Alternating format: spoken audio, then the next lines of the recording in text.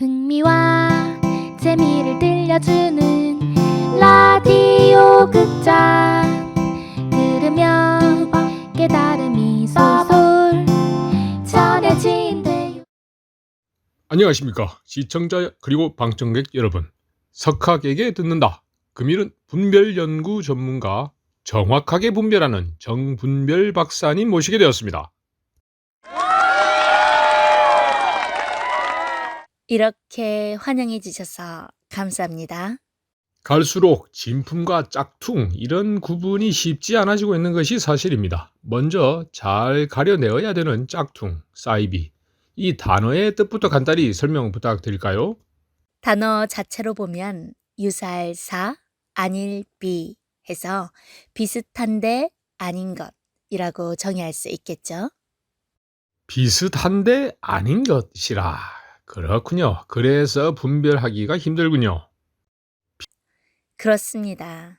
영어로는 distinguish인데 발음하기 아주 어렵죠.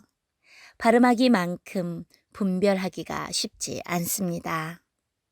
맞아요. 특히 종교 분야에서는 같은 종교 내에서 사이비 논쟁이 아주 심한데, 예, 다른 종교, 예를 들어 기독교와 불교, 이 사이에는 사이비 논쟁이 없죠. 아예 서로 다른 종교라고 애시당초 그렇게 인식을 합니다. 하지만 기독교는 기독교끼리, 불교는 불교 내에서 사이비 논쟁이 치열합니다. 그럼 사이비와 진짜, 이들은 어떻게 분별할 수 있을까요? 예, 방청객 한 분이 핵심적인 질문을 해주셨군요. 좋은 질문입니다. 진짜에는 정통의 역사가 있습니다. 역사적으로 정통이었던 것을 연구하면 현재도 어떤 것이 정통인지 알 수 있죠. 오, 정말 그렇겠군요. 예를 들어 설명해 주시면 더 이해가 쉽겠는데요. 그럼 기독교로 예를 들어 설명해 보겠습니다. 기독교의 핵심은 예수님인데 정작 예수님 당시의 유대 사람들은 그를 사이비 이단이라고 핍박했습니다. 하늘에서 구름 타고 나타난 것이 아니고 베들레헴 그 깡 시골에서 모두 뻔히 잘 알고 있는 목수 요셉과 마리아를 부모로 태어나 쭉 자라온 것을 봤는데, 이런 예수가 갑자기 자신은 하늘에서 보낸 하나님의 아들이라고 하니 모두 사이비 이단이라고 한 거죠. 정말 그렇군요. 뻔히 자신과 똑같은 육신을 쓴 사람, 예수가 하나님의 아들이라 하니 믿기 어려웠겠네요.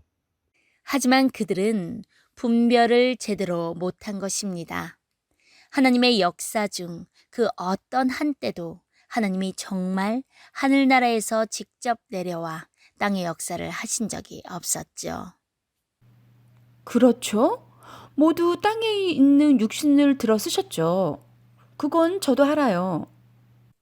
오직 하나님의 영이 땅에 있는 육신의 임함으로 새로운 역사를 하셨던 것입니다. 예수님도 마찬가지입니다. 기독교에서는 다시 오실 주를 기다리고 있고 재림 관련해서 사이비 논쟁도 많던데 이 경우도 그와 같을까요? 맞아요. 재림의 역사. 저도 그게 궁금한데, 그때 우리가 어떻게 분별을 잘 할 수 있을까요?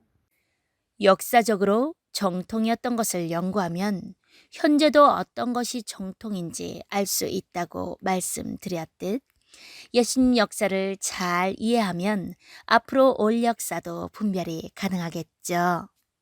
그렇겠네요. 역사는 돌고 도는 동시성의 역사니까요. 예수께서 본 그대로 오신다 하셨죠? 당시 사람들이 예수님에 대해 뭘 봤죠? 베들레헴 그 깡 시골에서 뻔히 잘 알고 있는 이웃사람 목수 요셉과 마리아를 부모로 태어나 자란 뒤 아픈 자들을 치유하고 허다한 문제들을 해결해 주시며 모든 백성들, 어린아이들, 심지어 창기와 세리들까지도 편견 없이 챙겨주시며 오직 하늘의 말씀을 불철주야 전하지 않습니까? 그렇지요. 그럼 사람들이 다시 오시길 기다리는 그 날에도 육신을 쓴 이가 전 역사의 주님과 동일한 심정, 동일한 행동으로 인류를 위해 노력해 주시겠군요. 그렇습니다. 그러니 어떻게 분별할 수 있을지 감이 확확 오시죠? 이거 대박인데요? 그날에도 우리 이웃 중 한 분이 나타나셔서 아픈 자들을 치유하고 허다한 인생 문제들을 해결해 주시며 어느 한 명까지도 편견 없이 챙겨주시고 오직 하늘의 말씀을 불철주야 전해주시겠군요. 정확하게 이해하셨군요. 정말 감사합니다. 저도 잘 분별할 수 있을 것 같아요. 이렇게 방청하신 분들 모두 금방 이해하시니 참 기쁘군요. 그럼 여기까지 분별의 지혜에 대해 배울 수 있는 귀한 시간 마치도록 하겠습니다. 감사합니다. 참 좋은 라디오